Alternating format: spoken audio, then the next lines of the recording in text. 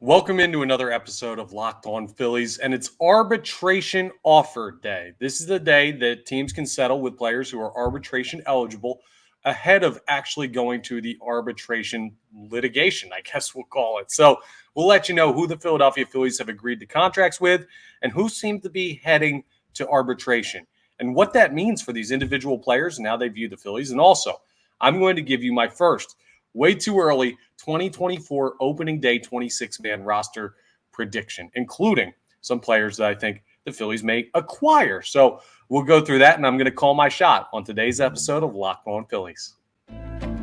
You are Locked On Phillies, your daily Philadelphia Phillies podcast, part of the Locked On Podcast Network, your team every day.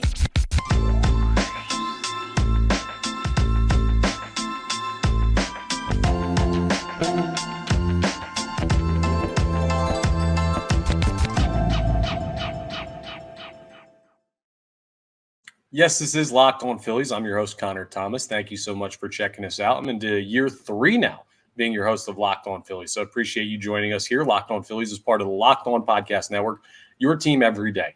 Please make sure you're rating, reviewing, subscribing to the YouTube. All that significantly helps us out here at Locked On Phillies. So appreciate everyone who's already done that and everyone who's going to do that to get new notifications on new episodes. Today's episode is brought to you by FanDuel. Make every moment more. Right now, new customers get $150 in bonus bets guaranteed when you place a $5 bet.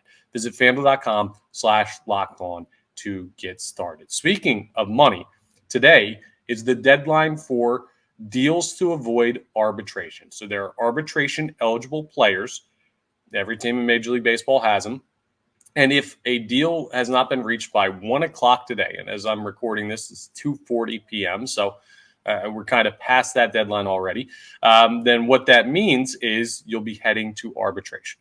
Real quick, if you're not familiar with what arbitration is, it's for players who are unable to go to free agency yet. They're still under team control, but they need to have a way to make more money, so they're just not capped at where they've been their entire career. It's a way for the players to try and make more money, and it's a way for the teams to try and keep that money manageable for them. So what happens is there's an independent judge, and the team will submit a dollar figure, and the player will submit a dollar figure for what they think they should be paid for the upcoming season.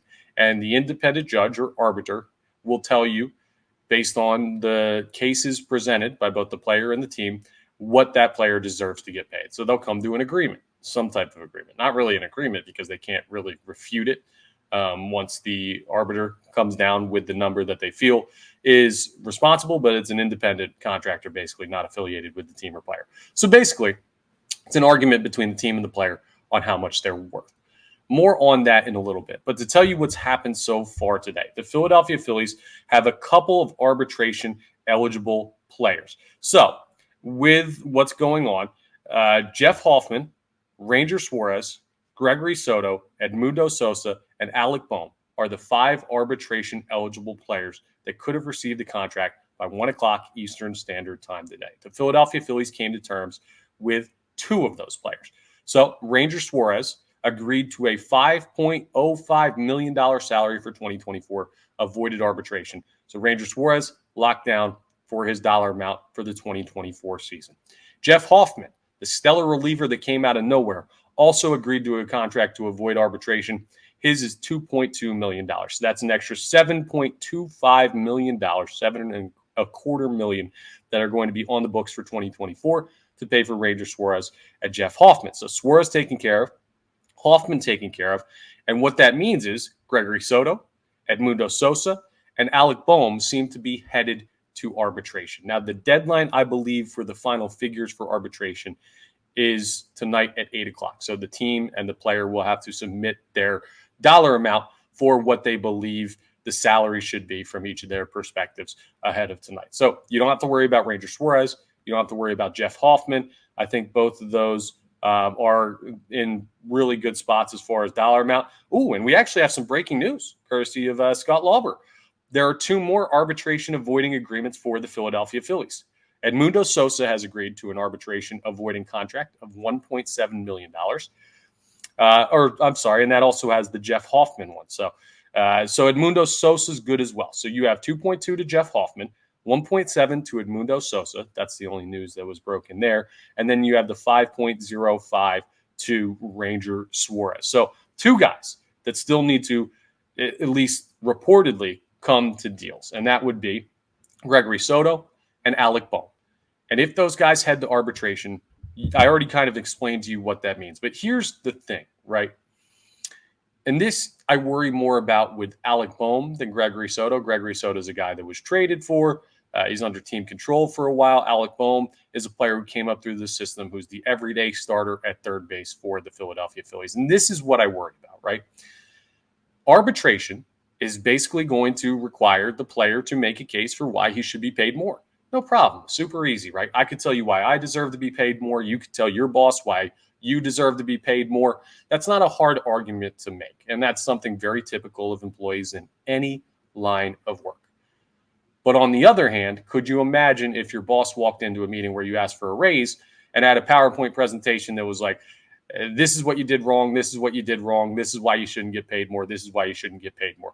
Normally, what will just happen is, we can't give you that raise right now. You don't have to go into actual details. Well, in arbitration, the team is arguing against the player getting paid more, openly, actively, in front of a judge, and saying, yeah, here's all the reasons we don't think you deserve that amount of money. If they had come to an agreement, if the figures were close, they would have come to a contract that avoids arbitration. So for Gregory Soto and Alec Bohm, it seems, at least based on what I'm seeing as far as reports, that they'll be heading to arbitration. Still a chance for a report to come out that an agreement has been made and they just hadn't announced it yet, but we'll keep you updated on that in the coming days. Should know by tomorrow because the deadline for arbitration offers, or not arbitration offers, but really the final figures ahead of arbitrations tonight at 8 p.m.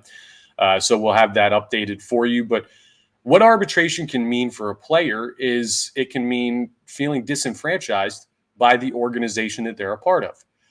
It's something that you don't just forget easily when an organization tells you all the reasons that you don't deserve to get paid more. If Alec Bohm goes in there and the Philadelphia Phillies make a presentation and say, bro, your defense stinks and you haven't hit for power, and we compare you to these other third basemen that you think you're better than, he's going to remember that over his time with the Philadelphia Phillies. Now, this is part of the sport, so it's not something unheard of. It's not something that players don't deal with, where you're looking at a situation where it's just the Phillies saying Alec Bohm stinks or Gregory Soto stinks. No, and that's not it. And it's not always as contentious as the next one, but it can get contentious. And it can be a thought process that sticks with these players. They're going to think about this during the remainder of their time with the Philadelphia Phillies. So allowing a player gets to arbitration does open up the possibility that there's some resentment between that player and the Philadelphia Phillies organization. For Alec Bohm, who's going to be a mainstay for the future for the Philadelphia Phillies at third base, or at least they'd like him to be, that's a troubling thought. And Gregory Soto is a guy that did not have a great first year. The Phillies could hammer into him in their arbitration case. How would that make his chances of bouncing back and wanting to perform positively for the organization? That's the thing. It's a bit of mental gymnastics, and there's certainly a scenario where they come out of that totally fine. Now, Bohm's not annoyed, and Gregory Soto's not annoyed, and they end up with a figure. And by the way, the judge is not required to go with the team's figure. He could agree with the players on both of these options if Alec Bohm and Gregory Soto do indeed get to arbitration. And then they could say, hey, see, judge proved me right. And no real hard feelings because I got paid. Money fixes a lot of problems. But the point is, arbitration can be a tricky thing for a team to balance. And it's just one of those situations where you always hope that your team avoids arbitration with players because you don't want to go through contention. But it seems that that's where it's heading for 2 of the Philadelphia Phillies, I should say, 5 arbitration eligible players. So again, Bohm, Soto, will keep you updated on their situations. This does not mean that they won't be part of the Philadelphia Phillies. They're going to remain with the team. They're under team control. This is just an argument about how much they're getting paid. They don't get the opportunity to seek free agency or anything like that. Or I suppose they could ask for their release, but people don't do that. That doesn't happen. They're going to be with the team. That's not the point of this. It's just what will their mentality be when it comes to how the team views them after going to arbitration. So we'll keep you updated on the news from that. But that is the update on the Philadelphia Phillies 5 arbitration-eligible players, the 3 who have agreed to deals, and the 2 who seem to be headed towards arbitration. Coming up next, we're going to jump into an early 26-man roster prediction that will include some spots that may be taken up by free agents. And I'm going to start by telling you just how far we've come since last year's roster predictions. We'll get into that as we continue Locked On Phillies. Let me first tell you about our friends over at Jase Medical, though. I know we come to sports to escape from some of the crazy realities of real life, but can we just talk for a minute about preparing for tough situations? You might be on extended travel, bracing for a major weather event, or limited by yet another supply shortage. But either way, you're covered by Jase Medical. They've got life-saving antibiotics and a long list of daily medications that can be ordered in a 1-year supply, including ED generics for Cialis or Viagra. And Jase Medical also has the Jase case, which is a pack of 5 different antibiotics to treat a long list of bacterial illnesses, including UTIs, respiratory infections, sinusitis, skin infections, a whole bunch of other stuff too. This stuff could really happen to any of us. So visit jasemedical.com. Complete your physician encounter, and it's going to be reviewed by a board-certified doctor, and your medications are going to be dispensed by a licensed pharmacy at a fraction of the regular cost you'd pay for them. It's never been more important to be prepared than in today's world, so go to jasemedical.com, and you can also use offer code LOCKEDON to get $20 off your order. All right, let's go through 26-man roster predictions. So part of this is kind of going to be all over the place because of a situation where we don't know who's signing still. Free agency still ongoing. But I want to start by taking you through the final 26-man roster projection for this past season, for 2023, just to show you how far we've come. So last year, and also will show you how much the Phillies are standing pat, but we'll get into that. JT Realmuto and Garrett Stubbs were the 2 guys I predicted to be catchers of the team. That worked out. Rhys Hoskins was the first guy listed here for the 26-man for infielders. Unfortunately, we know the ACL tear kind of ruined that. But it was Hoskins, Stott, Turner, Bohm, Sosa, Harrison, and Derek Hall. Now, Hall ended up making the team after Hoskins got hurt. Might not have before that. But you're going to see a lot of those same guys as far as starters in 2024. The outfielders, Kyle Schwarber, Nick Castellanos, Brandon Marsh, and Guthrie was on here. Dalton Guthrie was listed as the 4th guy in the outfield. That obviously you changed the makeup of that when the Hoskins injury happened. The starters, Zach Wheeler, Taijuan Walker, Aaron Nola, Ranger Suarez, and I had Bailey Falter listed. Turns out Christopher Sanchez ended up being the one to get the opportunity with Andrew Painter facing an injury. And then the bullpen, Gregory Soto, Craig Kimbrell, Sir Anthony Dominguez, Jose Alvarado, and Connor Brogdon, Andrew Bellotti, Nick Nelson, Matt Strom. So replace those guys at the end of the year with Orion Kerkering, with Jeff Hoffman, and I guess Michael Lorenzen would be the other guy that ended up in there. So it ended up being a little bit different by the end of the year. But things have certainly changed going into 2024. So let's break this down. Let's get to 26 men on the Philadelphia Phillies roster, starting with position players. JT Realmuto, Garrett Stubbs, they're going to be the 2 catchers. That's not changing. Hasn't changed for multiple seasons now. It won't change in 2024, at least in my opinion.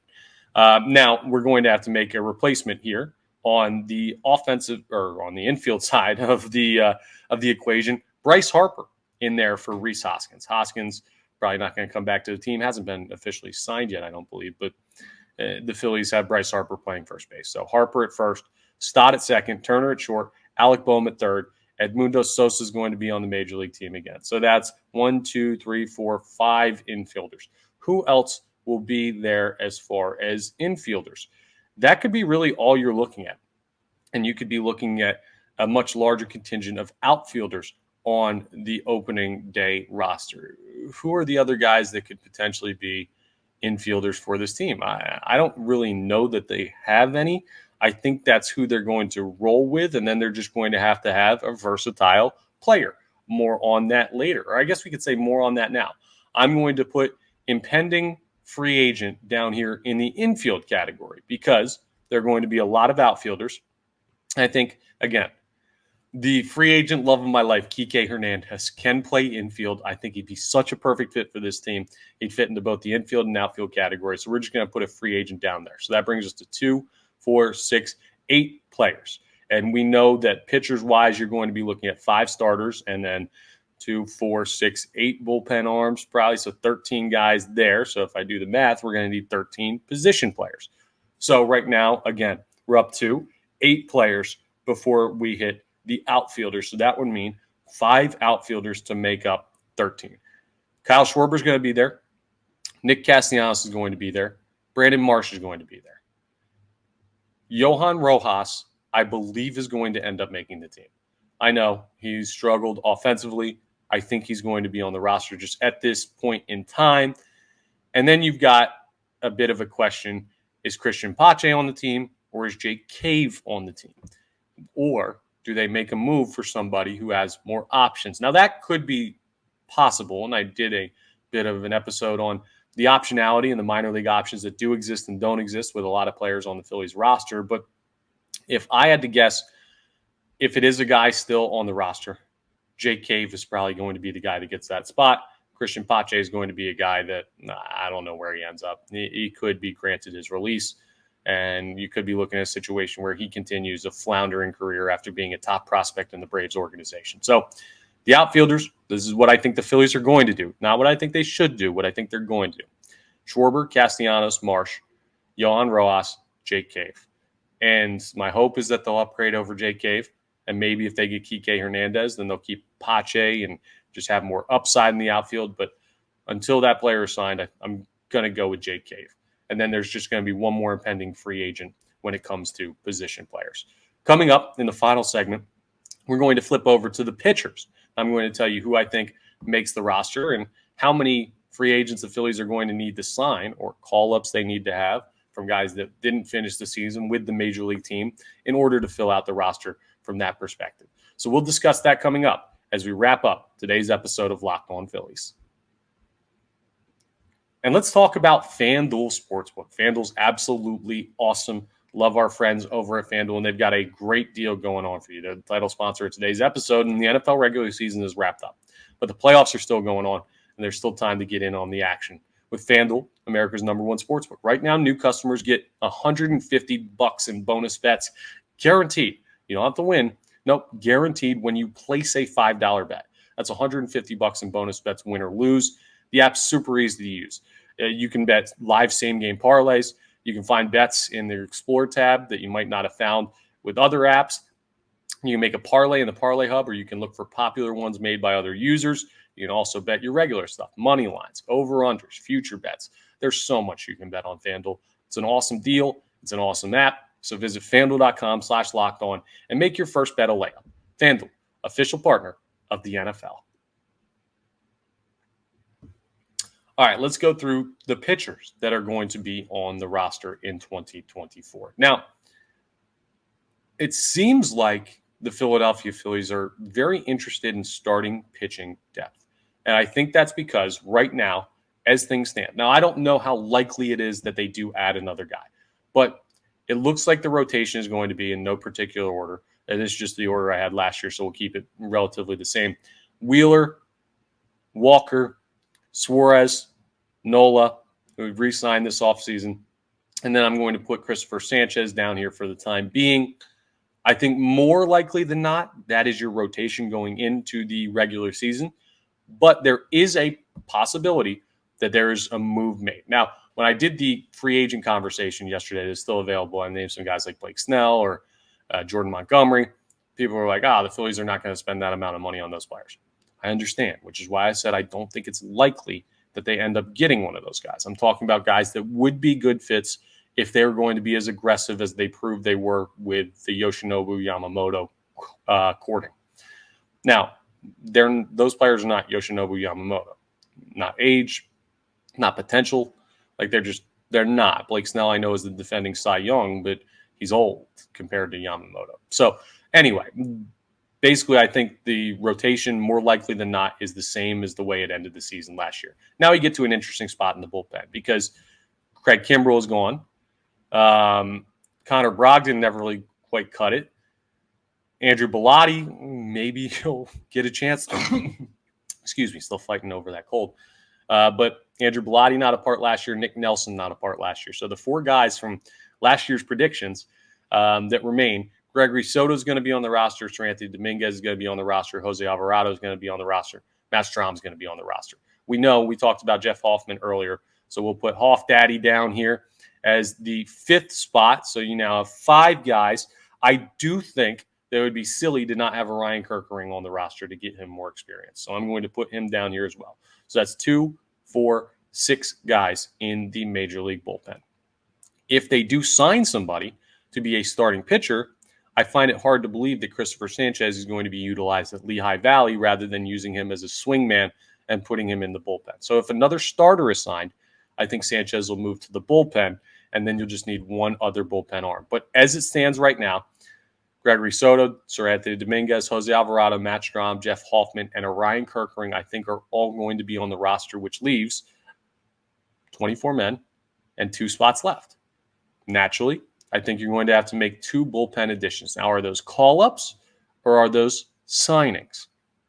Now, I'm looking at the names of guys that you might trust that have done stuff before you in the past. Bilotti, I don't know. He was kind of the flash-in-the-pan guy like Hoffman. Didn't show a lot this past year. I can't trust him. Connor Brogdon, I've never really had a lot of faith in. Some guys thought he had upside. I've never really bought into Connor Brogdon. Even though he's got a great name, I don't think he's quite a major league caliber pitcher. So I don't see it with him. Nick Nelson. Nick Nelson's intriguing. He'll have a chance to win a spot in spring training, but I'd want to see 2 more additions here. So I'm going to put down impending free agent 1 and impending free agent 2 here in my notes app when it comes to the bullpen.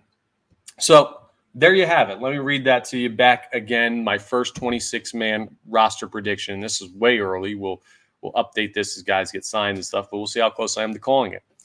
JT Realmuto, Garrett Stubbs is the catcher. Infield, you're looking at Bryce Harper, Bryson Stott, Trey Turner, Alec Boehm, Edmundo Sosa. Then there's going to be a swing guy that could play both outfield and infield. I think that's going to be a case. Cody Clemens was that guy this past year. He was a big use for the Philadelphia Phillies. Jake Cave, actually kind of that guy. He played some time at first base. You had Ellis, Ryan Ellis. There's so many Ellises because there's an Ellis on the Eagles, and then there's a guy, Ellis, I played baseball with in high school. Bottom line,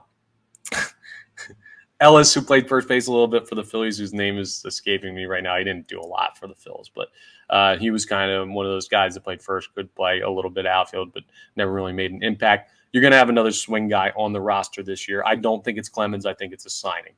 Then in the outfield, Kyle Schwarber, Nick Castellanos, Brandon Marsh, Johan Rojas, and I think Jake Cave gets a spot over Christian Pache because this organization just seems strangely obsessed with Jake Cave.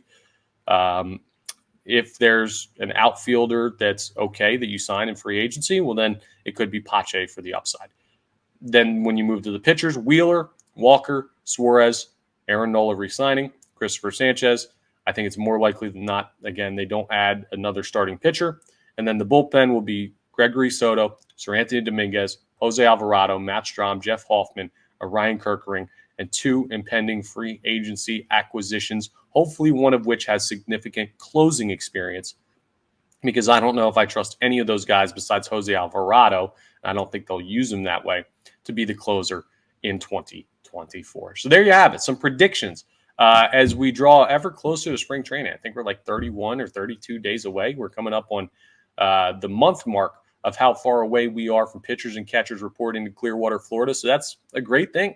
We're getting closer to Philadelphia Phillies baseball to the point where I can start to put together a bit of a guess at what the roster is going to look like. So we're going to update that sporadically throughout the course of the rest of the offseason and spring training, and we'll see how close we were with our first one. So I'll save a screenshot of that on my phone, and then we'll continue to update that as the situation changes. So let me know how I did with my roster predictions.